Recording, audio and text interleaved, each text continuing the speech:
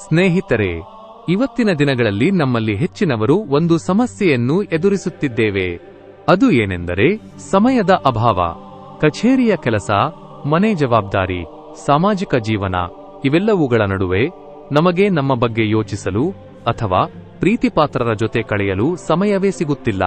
ಈ ಓಟದಲ್ಲಿ ನಾವು ಸುಸ್ತಾಗುತ್ತಿದ್ದೇವೆ.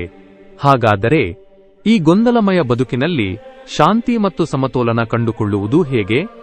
5000 ವರ್ಷಗಳ ಹಿಂದೆ ಶ್ರೀಕೃಷ್ಣನು ಭಗವದ್ಗೀತೆಯಲ್ಲಿ ಇದಕ್ಕೆ ಸರಳವಾದ ಮತ್ತು ಪ್ರಾಯೋಗಿಕವಾದ ಪರಿಹಾರವನ್ನು ನೀಡಿದ್ದಾನೆ. ಅದನ್ನು ಈ ವಿಡಿಯೋದಲ್ಲಿ ವಿವರವಾಗಿ ತಿಳಿಯೋಣ. ಯುಕ್ತಾಹಾರ ವಿಹಾರಸ್ಯ ಸಮತೋಲನದ ಸೂತ್ರ.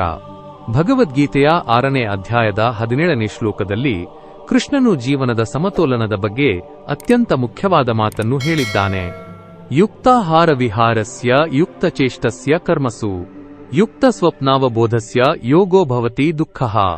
ಇದರ ಅರ್ಥ ತುಂಬಾ ಸರಳ ಮತ್ತು ಅರ್ಥಗರ್ಭಿತ. ಯಾರು ತಮ್ಮ ಆಹಾರ, ವಿಹಾರ, ಕೆಲಸ ಮತ್ತು ನಿದ್ರೆಯಲ್ಲಿ ಸಮತೋಲನವನ್ನು ಕಾಯ್ದುಕೊಳ್ಳುತ್ತಾರೋ ಅಂತಹವರಿಗೆ ಮಾತ್ರ ಯೋಗವು ಲಭಿಸುತ್ತದೆ ಮತ್ತು ಅವರ ಜೀವನದ ದುಃಖಗಳು ದೂರವಾಗುತ್ತವೆ. ನಾವು ಅತಿಯಾಗಿ ಕೆಲಸ ಮಾಡುವುದು ಅಥವಾ ಅತಿಯಾಗಿ ಸೋಮಾರಿಯಾಗಿರುವುದು ಇವೆರಡೂ ಅಪಾಯಕಾರಿ. ನಮ್ಮ ಜೀವನವು ಒಂದು ಸಂಗೀತ ವಾದ್ಯದ ತಂತಿಯಂತೆ ಇರಬೇಕು. ಅತಿಯಾಗಿ ಎಳೆದರೆ ತುಂಡಾಗುತ್ತದೆ, ಸ್ವಲ್ಪ ಸಡಿಲ ಬಿಟ್ಟರೆ ನಾದ ಬರುವುದಿಲ್ಲ. ಸರಿಯಾದ ಹದದಲ್ಲಿ ಇದ್ದಾಗ ಮಾತ್ರ ಜೀವನದ ಸಂಗೀತ ಕೇಳಿಸುತ್ತದೆ.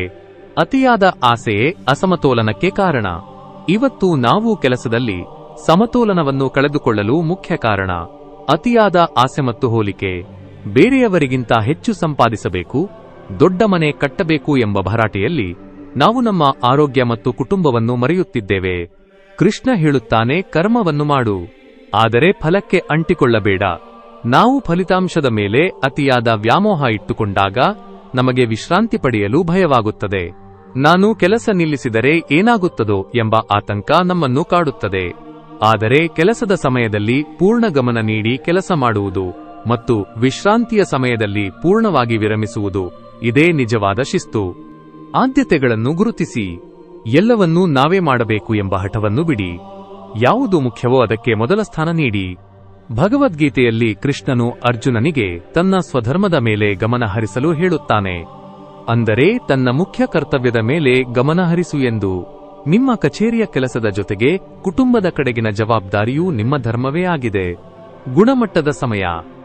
ನೀವು ಕುಟುಂಬದ ಜೊತೆ ಎಷ್ಟು ಗಂಟೆ ಕಳೆಯುತ್ತೀರಿ ಎಂಬುದಕ್ಕಿಂತ ಎಷ್ಟು ಗುಣಮಟ್ಟದ ಸಮಯ ಕಳೆಯುತ್ತೀರಿ ಎಂಬುದು ಮುಖ್ಯ. ಆ ಸಮಯದಲ್ಲಿ ನೀವು ಇತರ ವಸ್ತು ಮತ್ತು ಇತರ ವಿಷಯಗಳಿಂದ ದೂರವಿರಿ. ನಮಗಾಗಿ ಸ್ವಲ್ಪ ಸಮಯ, ಪ್ರತಿದಿನ ಕನಿಷ್ಠ 10 ನಿಮಿಷ ಮೌನವಾಗಿ ಕೂರುವುದು ಅಥವಾ ಧ್ಯಾನ ಮಾಡುವುದು ಅವಶ್ಯಕ. ಇದು ನಿಮ್ಮ ಮನಸ್ಸಿನ ಶಕ್ತಿಯನ್ನು ಹೆಚ್ಚಿಸುತ್ತದೆ. ಇದರಿಂದ ನೀವು ಹೆಚ್ಚು ಪರಿಣಾಮಕಾರಿಯಾಗಿ ಕೆಲಸ ಮಾಡಬಹುದು. ಸ್ನೇಹಿತರೆ, ಜೀವನ ಎಂದರೆ ಕೇವಲ ಓಡುವುದಲ್ಲ, ಅದು ಸುಂದರವಾಗಿ ಬದುಕುವುದು ಕೂಡ. ಕೆಲಸ ಎನ್ನುವುದು ಜೀವನದ ಒಂದು ಭಾಗವೇ ಹೊರತು ಕೆಲಸವೇ ಜೀವನವಲ್ಲ.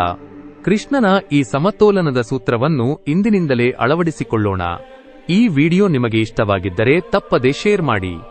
ನೀವು ನಿಮ್ಮ ಕೆಲಸ ಮತ್ತು ಜೀವನದಲ್ಲಿ ಸಮತೋಲನವನ್ನು ಹೇಗೆ ನಿಭಾಯಿಸುತ್ತಿದ್ದೀರಿ ಎನ್ನುವುದನ್ನು ಕಾಮೆಂಟ್ ಮಾಡಿ ತಿಳಿಸಿ. ಮುಂದಿನ ವಿಡಿಯೋದಲ್ಲಿ ನಾವು ನಮ್ಮ ಹವ್ಯಾಸಗಳು ಮತ್ತು ಅವು ನಮ್ಮ ಮೇಲೆ ಬೀರುವ ಪ್ರಭಾವಗಳ ಬಗ್ಗೆ ಚರ್ಚಿಸೋಣ.